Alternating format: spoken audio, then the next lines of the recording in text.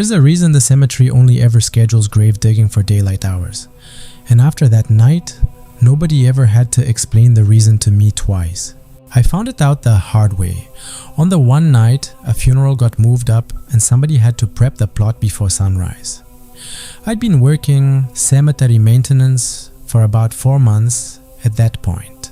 Mostly mowing, trimming hedges, fixing the odd sprinkler line, the kind of job that's boring enough you stop noticing where you actually are by week 2. Digging graves wasn't technically my job, but the 2 guys who usually handled it both called out sick the same week, and the funeral home needed a plot ready by 7 a.m. for a service that had been moved up a full day. My supervisor asked if I could handle it alone overnight. The pay bump made it an easy yes. I didn't think about it any harder than that. I'd walked those grounds in daylight 100 times without a second thought. I figured dark was just dark. The plot was in the older section near the back, where the ground's softer and the trees grow close enough together that even with a work light running, the dark presses in from every direction. I got out there around midnight with a shovel, a mini excavator I barely knew how to operate, and a thermos of coffee that I'd finish faster than I expected to. I remember thinking the quiet out there had a different texture than the quiet during the day. Daytime cemetery quiet feels peaceful. This felt like the kind of quiet a room gets right before someone says something you don't want to hear. The first hour was just work. Loud, physical, unremarkable work. Diesel engine. Dirt hitting the pile. The ache setting into my shoulders. I didn't think about anything except finishing the job and going home. I even put in earbuds for a while, some podcast I wasn't really listening to, just for the sound of another human voice to keep me company while I worked. Then I stood up straight for a second to stretch my back, and I heard breathing, not mine. Not the engine which I'd shut off to take the break. A slow, deliberate breath, close enough that I felt it against the back of my neck. Like someone was standing directly behind me with their mouth an inch from my collar. I spun around so fast I nearly fell into the hole I'd just dug. Nothing there. Just headstones and the dark tree line and my work light throwing long shadows across the grass. I stood completely still for a full minute listening, telling myself it was wind moving through the branches. Even though the air that night was dead calm, not so much as a leaf shifting anywhere around me, I got back to work because I didn't know what else to do out there alone. I told myself hearing things after midnight in a cemetery probably happens to everyone, that my brain was just filling silence with something to be afraid of. I put my earbuds back in, louder this time, and told myself that if I couldn't hear the quiet, I couldn't hear whatever was hiding in it either. That logic held up for about 20 minutes. About 20 minutes later, I needed to walk to the equipment shed on the far side of the grounds to grab a tarp for the excavated dirt. The path cut straight through the oldest row of graves. Plots so old the names had worn smooth off most of the stones. Halfway across, something closed around my ankle. A hand. Cold and gripping hard enough that I felt fingers, actual fingers, wrapped around my leg from below the surface of the ground. I screamed. I'm not ashamed to say it. I screamed and yanked my leg so hard I fell backward onto the grass, scrambling away from the spot on my hands, my flashlight beam swinging wildly across dirt and grass and nothing else. When I finally got my light steady on the ground where I'd been standing, there was nothing there. No hole, no disturbed earth. No hand, just grass, flat and undisturbed, like nothing had ever touched it. I sat there for probably 10 minutes, just breathing, telling myself it was a root. An old root, grown shallow near the surface, and I'd panicked and imagined the rest. Roots don't grip. Roots don't have fingers. I told myself that anyway, because the alternative wasn't something I wanted to hold in my head while I was still alone out there with hours of work left. I checked my ankle with my flashlight, half expecting to see marks, bruising, something to confirm what I'd felt. There was nothing, not even a scuff on my boot. That should have made me feel better. It didn't. I finished getting the top. I went back to the grave. I kept working, because stopping felt worse than continuing. and going home without finishing meant explaining to my supervisor exactly why, and I didn't have an explanation that wouldn't get me laughed out of the job. I dug faster than I probably needed to, less out of urgency to finish, and more because moving fast gave my hands something to do, besides shake. Around 2 a.m., I noticed something standing at the very edge of my work light's reach. A shape, tall and still, right where the light faded into full dark.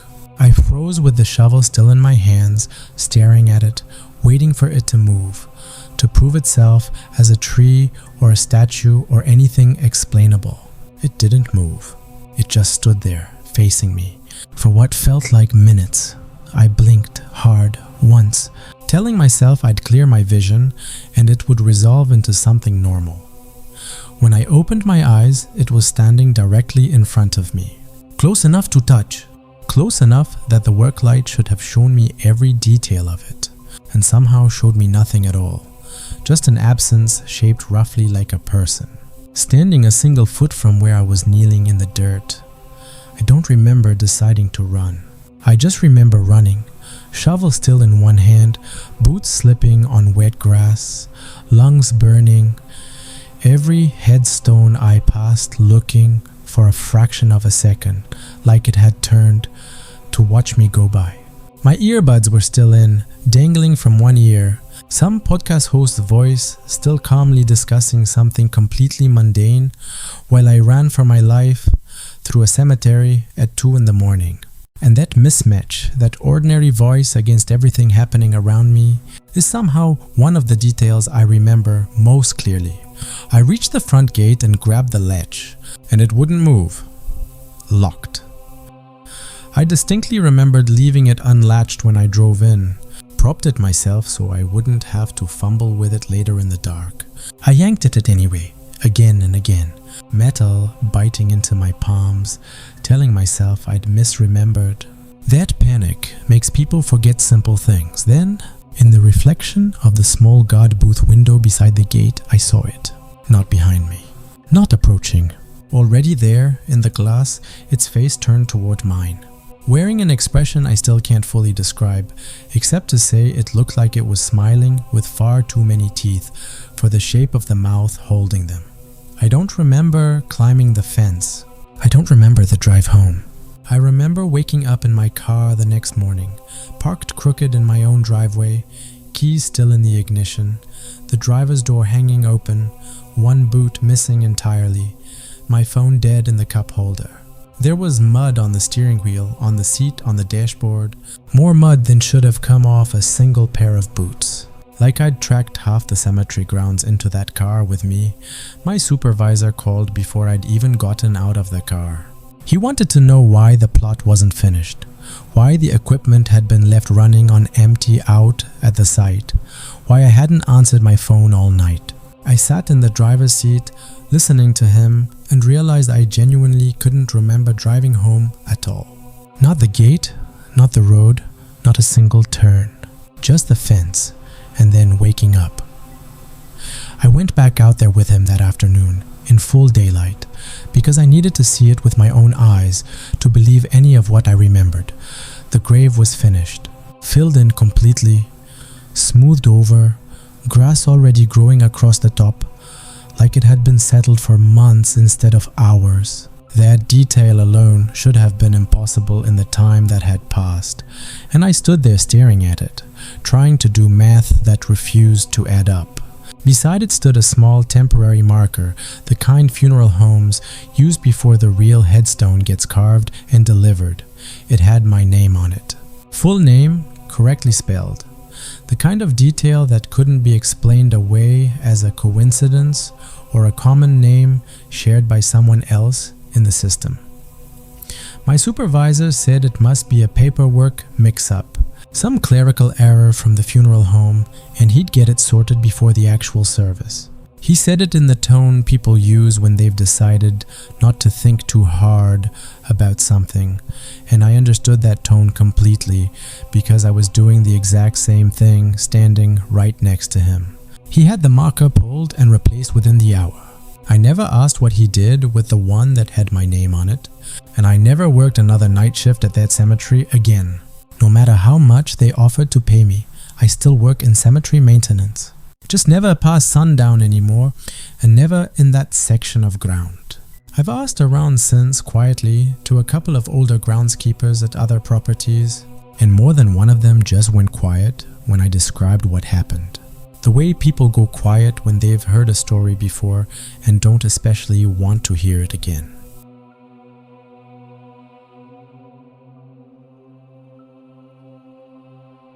The cemetery went through a night caretaker every few months. None of them lasted longer than 3 weeks. The pay was excellent, way above what a job like that should pay. And the reason nobody stayed wasn't the isolation. It wasn't the dark. It was something else entirely, and I only found that out after I signed the contract. I'd just lost my job. 8 years at the same company, gone in one restructuring email. I was 34, behind on rent, and not exactly picky. So when I saw a listing for a night caretaker at Hollow Pine Cemetery, paying almost double the going rate, I didn't ask why the position kept opening up. I just applied. The interview was short. A tired-looking man named Roswell walked me through the basics. Lock the front gate at 10. Patrol the grounds every hour, on the hour. Watch for vandalism, fallen headstones, anything that needed reporting. Simple work. He barely looked at me when he said it, and I remember thinking that was strange. But I needed the job more than I needed answers. The first week was quiet, actually kind of peaceful. I liked the sound of gravel under my boots, the smell of wet grass at 2 a.m., the way the fog sat low over the older graves near the back fence. There was a rhythm to it. Lock the gate, walk the east path. Check the mausoleum, walk the west path. Sit in the little guard booth by the entrance and write down whatever needed writing down, which for the first several nights was nothing at all. I told myself I'd finally found something easy, something that would let me put my life back together without much effort. I even started planning how I'd spend the extra money. New tires for my car. Maybe catching up on the rent I owed. Roswell had mentioned, almost as an afterthought during that first walkthrough, that some caretakers found the job gets to them after a while. I asked what he meant. He just shrugged and said some people aren't built for quiet places. I didn't think much of it at the time. I actually thought it was a kind of joke, the way older employees like to haze the new guy with vague warnings that never amount to anything. Then the small things started. I'd find flowers moved from one grave to another. The fresh bouquet from a Tuesday funeral suddenly sitting on a headstone from 1987. I told myself the wind did it, even though there was no wind that night. Patches of ground would be soaked, dark and muddy when it hadn't rained in days. Headstones I was sure I'd seen straight the night before would be tilted just slightly, a few centimeters off, like something had leaned against them. And the mausoleum door at the center of the property, the one I locked every single night, without fail, kept turning up open in the morning. I checked the cameras. Every time. There was never anyone on the footage. Just empty paths, empty stones, and then somehow the door opened when it hadn't been a frame before. I decided it was teenagers. Kids messing with the new guy, sneaking in through some gap in the fence I hadn't found yet. That was easier to believe than the alternative, so I clung to it. I started walking the perimeter twice a shift instead of once, looking for cut wire or trampled grass, any sign of a way in. I never found one. The fence ran unbroken the entire way around, 8 feet of iron with nothing bent, nothing cut, nothing climbed. Whatever was moving those flowers and soaking that ground wasn't coming from outside the property. That thought sat with me longer than I wanted it to. About 2 weeks in, Roswell gave me a rule during a shift handoff. Said so casually I almost missed it. If you hear footsteps behind you after 2 a.m., he said, not looking up from his clipboard. Don't look back. I laughed. I actually laughed, and he didn't. The next night, I heard footsteps. Slow, deliberate. Behind me, maybe 20 feet back, matching my pace exactly. When I stopped to catch my breath, they stopped too. When I started walking again, they started again, like an echo just a half second delayed. I told myself it was an echo. Cemeteries do that. The stone rows bounce sound in strange ways. I turned around anyway. Nothing. Just headstones and fog and my own flashlight beam swinging across empty grass. I told myself that was the end of it. It wasn't. I told myself a lot of things during those first few weeks, and almost none of them turned out to be true. Over the following nights, things escalated in ways I couldn't explain away anymore. I started seeing shapes standing between the rows of graves, tall and still, gone the instant my flashlight swept over them. At first I told myself it was just the fog playing tricks, the way mist can gather into a shape that looks almost human if you're tired enough and it's late enough. But the shape started appearing on clear nights too, when there was no fog at all to blame. I'd catch movement out of the corner of my eye and turn to find nothing but a stone angel that I could have sworn had shifted its head, its blank marble eyes now facing a different direction than they had an hour before. Twice. I read a name on a headstone during my patrol and it was mine. My own name carved into granite for maybe 3 or 4 seconds before it blinked back into whatever name actually belonged there. The first time it happened, I told myself I'd misread it in the dark. The second time, I stood there with my flashlight shaking in my hand, staring at my own name on a grave that had been in the ground since before I was born, until it faded back into the letters that should have been there all along. I stopped sleeping well during the day. I started drinking coffee at 4 p.m. just to steady my hands before a shift. I mentioned it to a friend once, just once, over the phone, trying to make it sound like a funny story about a weird job. The silence on the other end told me everything. She asked if I was doing okay, in that careful tone people use when they think you might not be, and I changed the subject fast. After that, I stopped mentioning it to anyone. There was one grave that never made sense. Every night, somewhere on the grounds, there'd be a plot with fresh flowers, real ones, still damp with dew, sitting on top of a headstone. But the plot number was never the same twice. One night it was near the east fence. The next it was by the old chapel. I checked the cemetery's records against every location. That grave, wherever it appeared, wasn't listed anywhere in the archive. It didn't exist, except it did every single night with flowers nobody had brought. About 3 weeks in, I found the logbook. It was shoved behind a shelf in the caretaker's shed, water damaged, half its pages stuck together. I peeled them apart anyway. Every previous caretaker had written in it. Different names, different handwriting, but the same entries. Footsteps after 2 a.m., flowers that moved. A grave that wasn't on record. Page after page of men and women describing exactly what I'd been living through. Like I was reading my own diary written by strangers. The last entry, in shaky handwriting, just said, "It finally learned my name." The page after that was blank, not torn out, just blank, like whoever wrote that last line never came back to write another word. I went digging through the cemetery's employment records after that, telling myself I was just being thorough. What I found was worse than I expected. In the past 11 years, not one caretaker had retired. Not one had simply quit and moved on with their life. Every single one had either vanished without a trace, resigned with no forwarding address, or turned up dead within a few months of leaving the job. The causes of death were never the same. A car accident, a fall, a heart that just stopped. Nothing connected them except the job they'd all once had. I confronted Roswell about it, and for the first time since I'd met him, he actually looked at me. Really looked, and then he told me the truth. The job was never about protecting the cemetery from vandals or trespassers. It was about keeping something inside. Every night, he said, whatever lived beneath that ground chose one person. As long as there was a caretaker walking those paths, awake, present, keeping watch, it stayed contained. The moment there wasn't, he didn't finish the sentence. He didn't have to. That night at exactly 3:17 a.m., the entire cemetery went silent. no wind, no insects, nothing.